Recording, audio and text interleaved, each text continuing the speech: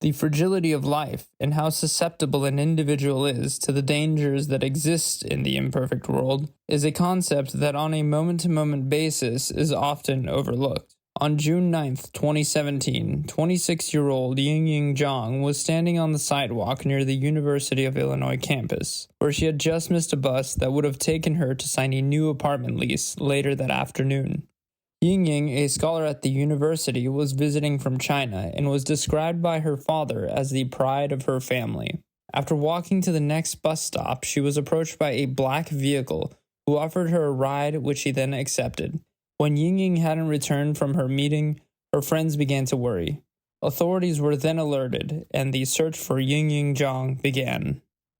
It's no secret that the growing obsession with the true crime genre and serial killers has left a deep impression on the media that is consumed by society.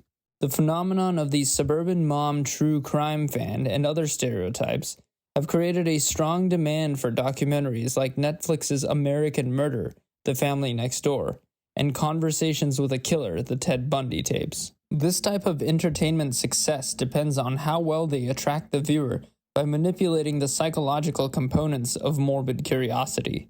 Fear, disgust, and anxiety are all types of emotions that create the need for resolve when experienced. This inclination to watch fatal violence and tragedy is a perfectly normal psychological experience to a certain degree. Yet, on the opposite side of the spectrum, there are individuals who identify with the subjects in this type of media to the extent that it influences their inclination to commit crimes of their own. In behavioral science, it is understood that the observation of rewards and punishments can influence criminals and people in general, especially when it comes to aggressive behaviors, even to the extent that they mimic the killers that inspire them. Brendt Christensen was an assistant professor of physics at the University of Illinois. Christensen, who was married, was in an open relationship with his wife. Around 2016, Christensen's girlfriend outside of his marriage introduced him to the world of sexual sadism and other erotic practices, in which his interest rapidly increased. As this interest began to grow, it escalated into a fascination with serial killers and abduction. A week after Ying Ying Zhang had gone missing, investigators reviewing the surveillance footage of the black vehicle that offered Ying Ying a ride determined that the vehicle belonged to Brendt Christensen. He was then asked to speak with investigators. Sorry about that, Brent. Our system's running a little bit slow. I don't know if there's a storm's coming in. We're getting power outages. Okay. Wow, this changes it. Like I said, you're home.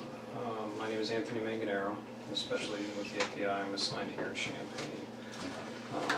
And then this is Eric? Yeah, Detective Eric Stuyvesant. Detective with University Police, okay. We are investigating the disappearance of Ms. Ying Ying. Because we are in my offices and it's late at night, I'm going to read you your advice of rights, okay? It's, yeah, can you? Yeah, I think mine's broken. Thank you. Prior to beginning an interrogation, investigators will set the room up so as to have the best possible psychological advantage over the suspect. This includes chair placement, door proximity, and other details that may seem trivial, such as utilizing chairs with wheels in order to exaggerate the nonverbal movement of the suspect for the purpose of enhanced observation. We're gonna play musical chairs. Oh, yeah, that's a lot better. Like, I feel like it was leaning back away from me. All right, so I know that you spoke with my colleague Joel. I've briefly been able to talk to him. We've been kind of running all. I graduated a couple weeks ago, so I'm looking for jobs right now. So, Okay. I mean, I was either playing video games on my computer or taking an afternoon nap. So, I was unable to produce an alibi. I looked into certain things to try and see if I could get some kind of info for an alibi. I sent some texts around that time, but none exactly between 2 and 3. I let them come in the apartments They searched for stuff. I let them come in the car. They searched for stuff there. That was pretty much it. Okay. 10 minutes, 15 minutes. Give them my info. What'd you graduate in? Master's in physics. In physics? Yes. Wow, that's way smarter than me. Thanks. Special Agent Anthony Manganaro likely knows the level of education Christensen has before this question is asked. Yet this question about his level of education is strategically brought up in this situation for multiple reasons. The fundamental principle of effective enhanced interview techniques is the ability to build rapport with a subject in order to elicit information. This can be executed in a number of different ways, but the efficacy of praising the subject's achievements or intelligence in order to reinforce behavior or elicit information should never be underestimated. This is often called the ego-up technique. The effectiveness of this technique would be enhanced significantly given Christensen's narcissistic tendencies. I'm assuming that's over at the U of I there? Yes. Okay. You said your wife was out of town. Yes. The guys mentioned something about Wisconsin.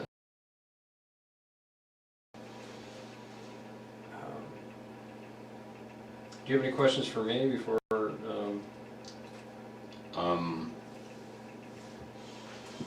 Why am I under suspicion?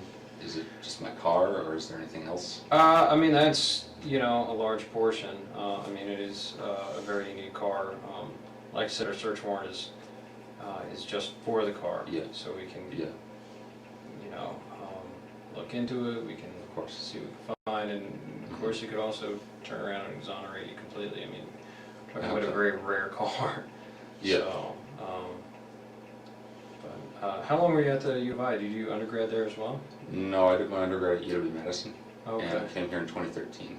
Okay. I was initially in the PhD program, but decided I didn't want a PhD, so I just kind of left with the master's. Got it. You like the campus? It's all right. Not too bad. It's all right. Do you meet your wife there? Or? No, we actually grew up in the same hometown. Didn't really know each other until end of high school.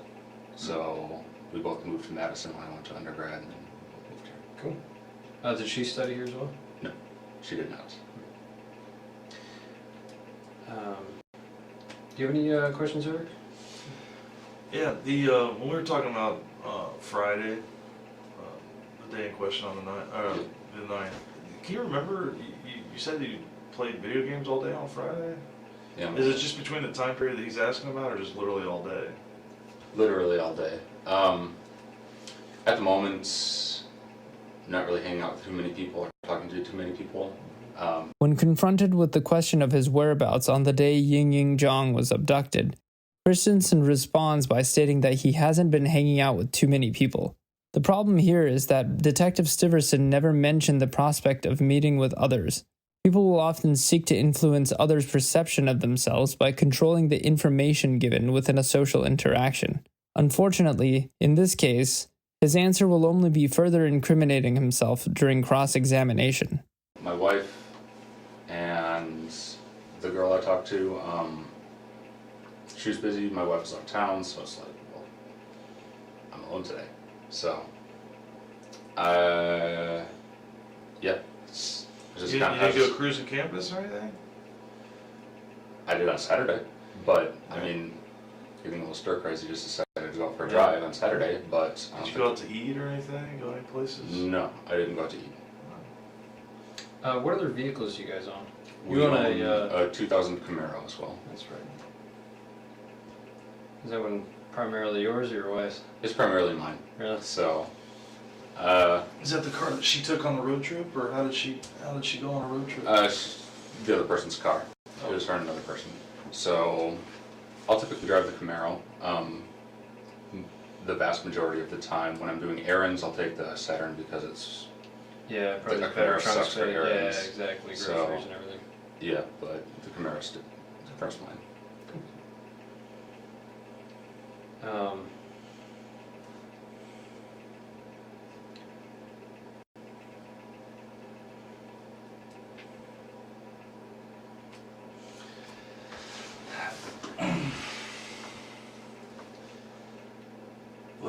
You know that we didn't bring you all the way up here to talk about video games and what you had for lunch that day. Yep. Why do you think that we brought you up here? Because the car I own was seen picking up a girl that's missing. Yeah. Yeah. So who was driving that car other than you on Friday night? On Friday the 9th. You're driving your car. The interrogation has now taken a more intensified approach in order to observe the subject's behavior change from his baseline behavior during the rapport building phase of the beginning of the interview. This is one of the advantages to having multiple investigators during an interrogation. The second investigator can focus his attention on establishing a baseline for the subject's behavior when they are relaxed during the rapport building phase. He can also intensify the level of confrontation when he feels it is necessary. On the 9th. Weren't you? Does anybody else have access to that car? No one has access to this car. Okay. So how many sets of keys do we have that car? 2. And where were they on the Friday? One. I would have had one, and my wife would have had one. And hers were in Wisconsin, right? Yeah. And what do you keep on that keychain? You keep those sets of keys, right? One for the Camaro, or do you have separate sets? I have one keychain, but sometimes I take the Camaro keys off of it. So.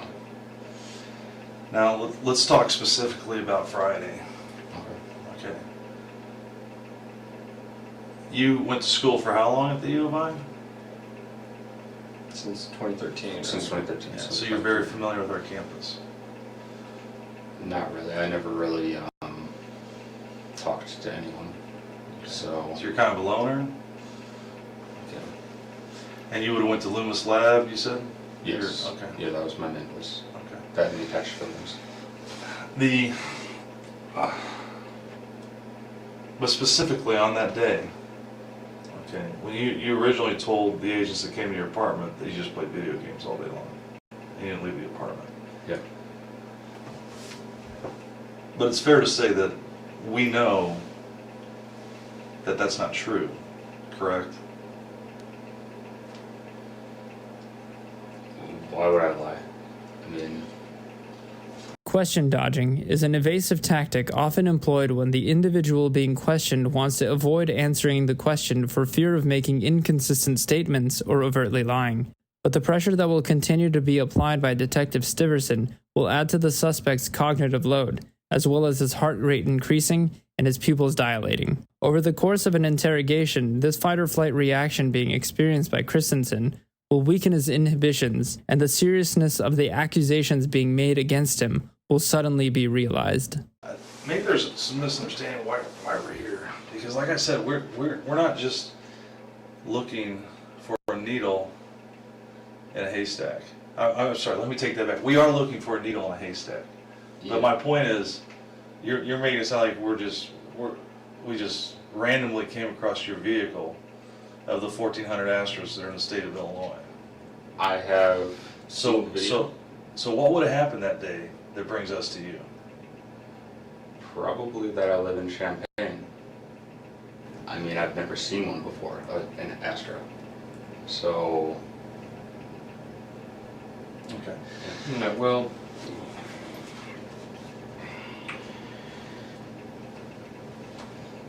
believe me when I say that the full weight and force of the FBI is going to descend on that vehicle.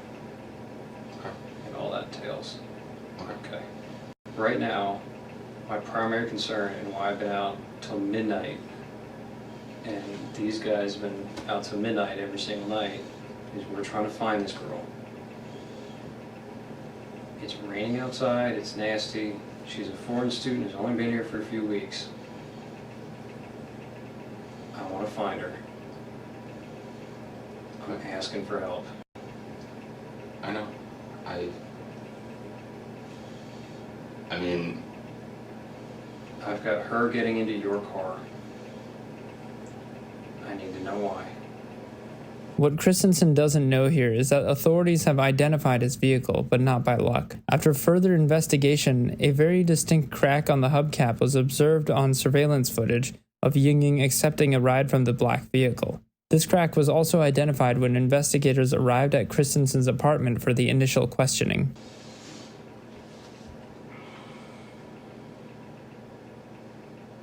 Brent, I need to know why she's getting into your car, and I need to know where she went. If we can help her, we need it done now, because we need to move on from this. It's been like 6 days now. I don't know what to say. Sorry. And you've been at the U of I for how long? 3 years, And that you know what we do? I work in the Detectives Bureau at the U of I, and you know what we have access to? Cameras. Do you think that we're not going to track a vehicle all over campus? We control kiosks to bus stops. We can look in buses. We can look in every building out on the streets. And you're telling me that I didn't see you driving your car on Goodwin, that I didn't see you driving down Wright Street and turning on right in front of parking where everybody pays their tickets, and driving down University to Goodwin and heading south. And then you see her standing on that corner in that shade tree, didn't you? That's where you first saw her.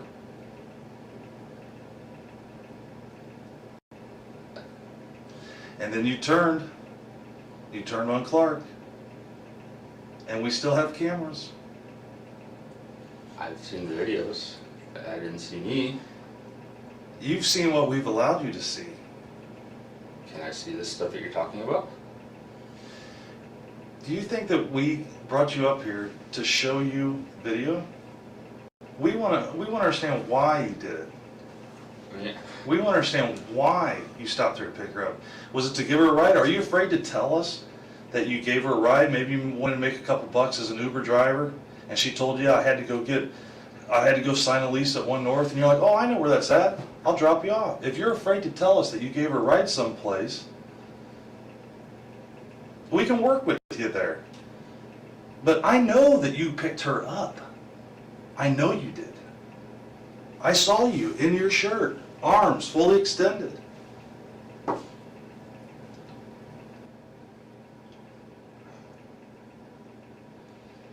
Where did you drop her off at? She was looking for a ride. She had missed her bus. She told you she was going to 1 North, so where did you drop her off at?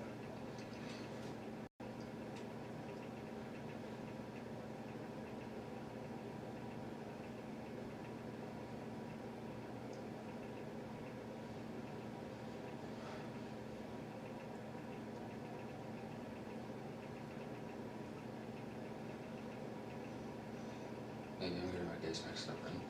Okay.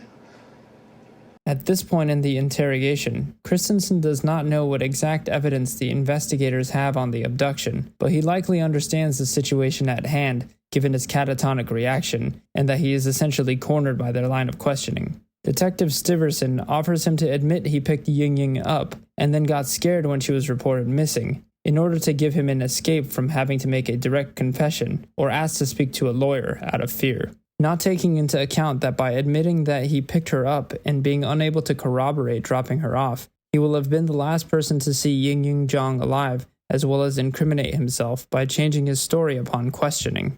After the interrogation, Christensen was placed under surveillance by investigators for the next 2 weeks. Christensen's girlfriend was approached by the FBI and agreed to wear a wire with the hopes of exonerating Christensen by attaining a confession of innocence.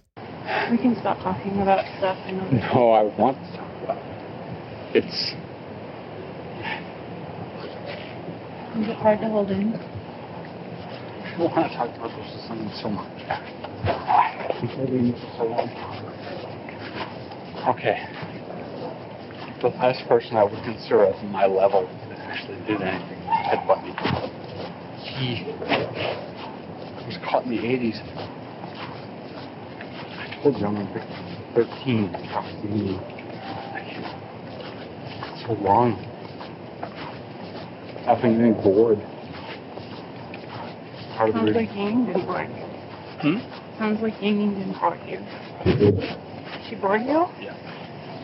The FBI determined that Brendt Christensen was not the prolific killer he claimed to be, and that his obsession with fetish porn and serial killers had engrossed his thoughts to the level of addiction. He then abducted Ying Ying Zhang and took her to his apartment, where he struck her in the head with a baseball bat and then decapitated her. She was only 26 years old. He was arrested the next morning after the confession and sentenced to life in prison for the murder of Ying Ying Zhang.